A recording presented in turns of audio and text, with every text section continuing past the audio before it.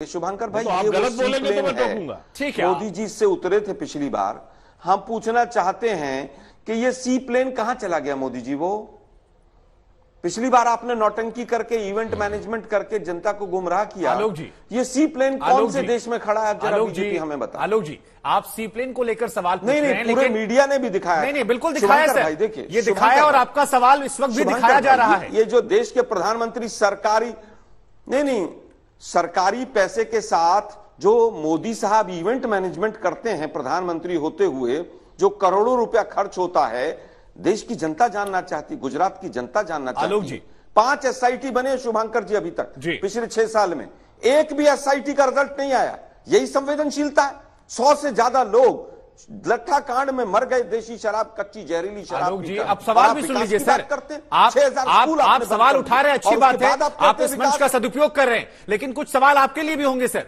और वो सवाल ये है कि पिछली बार आप लोगों ने 77 सीटें जीती, जो अच्छी परफॉर्मेंस थी। आप लोगों ने बीजेपी को कड़ी टक्कर दी, बीजेपी को 100 के अंदर रोक दिया। लेकिन जिसको आपने कार्यकारी अध्यक्ष बनाया वो आज बीजेपी से चुनाव लड़ रहा है। आपके एक दूसरे युवा नेता अल्पेश ठाकुर, वो भी बीजेपी में चले गए हैं। और वो कहते हैं, जब हम मीडिया ने सवाल पूछा उनसे, हमने पूछा कि आप लोग तो प्रधानमंत्री को इतनी सारी बातें बोलते थे, उन्होंने कहा राहुल गांधी से, कांग्रेस पार्टी से हमारा मुंह भंग हो गया, वो जीतना चाहते ही नहीं है। मुद्दे बहुत हैं, लेकिन उनको समझना पड़ेगा कि वो लड़ना नहीं चाहते हैं और इसी वजह से बीजेपी को लगातार समर्थन मिल रहा है और बीजेपी कामों को पसंद कर रहे हैं। तो ये आपके नेताओं का छिटकना, ये क्या वजह है? बड़े नेताओं का गुजरात ना पहुंचना। उत्तर देता हूं। राहुल जी क्यों नहीं प्रचार कर रहे उतनी तीव्रता से, जैसे कि आम आदमी पार्टी या बीजेपी के लिए मोदी जी कर रहे हैं? सुनिए, मैं बताता हूं उसका सीधा सीधा कारण। आम आदमी पार्टी का मैंने अभी बताया। आम आदमी पार्टी बीजेपी की बी टीम है। बीजेपी जितनी चूड़ी चढ़ाती है उतना वो चलते हैं। और बीजेपी ने कहा हिमाचल से भागिए, आप गुजरात संभालिए, हम गुजरात में हार रहे हैं, वो गुजरात आ गए। जहां तक बात हमारी है, हम केवल सीधा ये कहना चाहते हैं, कल माननीय राहुल गांधी जी आ रहे हैं, हम केवल एक चेहरे पर लड़ें चुनाव। हमारे यहां पर ऐसी प्रथा नहीं है, कलेक्टिव लीडरशिप है। दूसरी चीज मैं कहना चाहूंगा, कौन सा बड़ा लीडर नहीं आया? चिदम्बरम साहब की प्रेस कॉन्फ्रेंस यहां पर मैंने कराई, प्रचार उन्होंने किया, रोड शो में हिस्सा एक जगह जाकर उन्होंने लिया।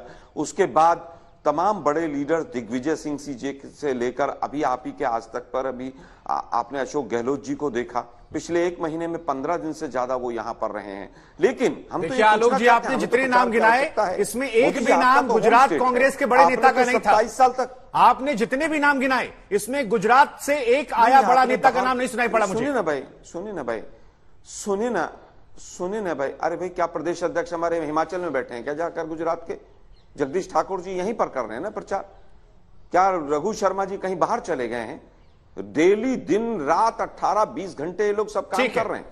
लेकिन आप मोदी जी पर तो विश्वास कर लीजिए, हमारे पर विश्वास नहीं कर रहे। कुलदीप कुमार जी, हम आपके पास आ रहे हैं। आम आदमी पार्टी के जो उत्तराखंड के इनके कुलदीप कुमार जी, कांग्रेस पार्टी बार बार ये कह रही है कि आप लोग भारतीय जनता पार्टी की बी टीम है और यही आरोप आप लोग कांग्रेस पर लगा रहे हैं। लेकिन एक सवाल मन में आता है कि जिस कट्टर ईमानदारी की सियासत को लेकर आप लोग आगे बढ़े थे, जो कल दिल्ली में वीडियो रिलीज हुआ, क्या उसके बाद आपको चिंता गुजरात में सता रही है? क्योंकि बीजेपी बार बार ये कह रही है, देखिए फिर आलोक जी ने वो 0 वाला प्ले कार्ड उठा लिया और जनता भी जानना चाह रही है कि क्या वो सत्येंद्र जैन के वीडियोस, ये सारी आरोप जो आए हैं, या एंटी हिंदू छवि जो गुजरात में आपके एक बड़े नेता की तरफ से बनी थी, ये सारी चीजें आपको वहां पर परेशान कर सकती हैं?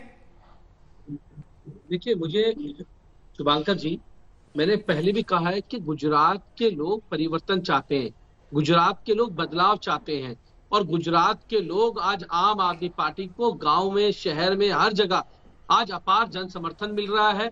लाखों लाखों की भीड़ गुजरात के नॉमिनेशन करने जाने वाले प्रत्याशियों की रैलियों के अंदर आ रही है। अरविंद जब मुख्यमंत्री वहां जाते हैं, केजरीवाल जी, उनकी रैली में लाखों की भीड़ आती है, किसी को बुलाया नहीं जाता, लोग अपने आप वहां पर आते हैं समर्थन देने के लिए। और आज परिवर्तन की आंधी गुजरात में चल रही है और आम आदमी पार्टी की और लोग आकर्षित हो रहे हैं। तो फिर कांग्रेस आपको बी टीम क्यों कह रही है सर? ओवैसी जी आपको छोटा रिचार्ज क्यों कह रहे हैं? और आलोक शर्मा जी 0 का पैम्पलेट लेके क्यों बैठे हैं? आप जैसे ही बोलना शुरू करते हैं, आलोक जी 0 वाला पैम्पलेट उठा लेते हैं।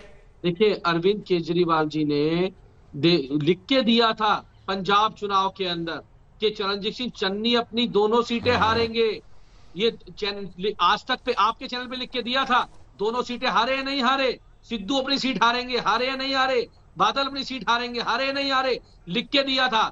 कांग्रेस की हालत बहुत बुरी हो चुकी है पूरे देश भर में, और गुजरात के लोग कांग्रेस में विश्वास नहीं करेंगे। अगर ये कांग्रेस वाले बीजेपी को हरा पाते तो 27 साल से भाजपा वहां पे नहीं होती। 27 साल से भाजपा गुजरात के अंदर है। अगर आम आदमी पार्टी, ये गुजरात का चुनाव है, ये सीधा आम आदमी पार्टी और बीजेपी के बीच का चुनाव है, और इसमें निश्चित रूप से आम आदमी पार्टी सरकार बनाने जा रही है और गुजरात के लोगों को अच्छी शिक्षा, स्वास्थ्य, बिजली, पानी। अरे अगर इतना सब कुछ सर था तो आपके सूरत के कैंडिडेट कंचन जारीवाला ने नॉमिनेशन क्यों वापस ले लिया? ये क्यों कहा कि आप लोग पैसे लेते हैं? दिल्ली में भी आरोप लगे, गुजरात में भी आरोप लगे। शुभांकर जी आप भी जानते हैं अच्छी तरह, मैं भली भांति परिचित होंगे कि जो कैंडिडेट अपना नॉमिनेशन भरने जाते हैं, जो नॉमिनेशन भरते हैं, अपना प्रचार कर रहे हैं पिछले 1 महीने से, वो जाकर अगले दिन नॉमिनेशन वापस ले लें, ऐसा डेमोक्रेसी में होता नहीं है।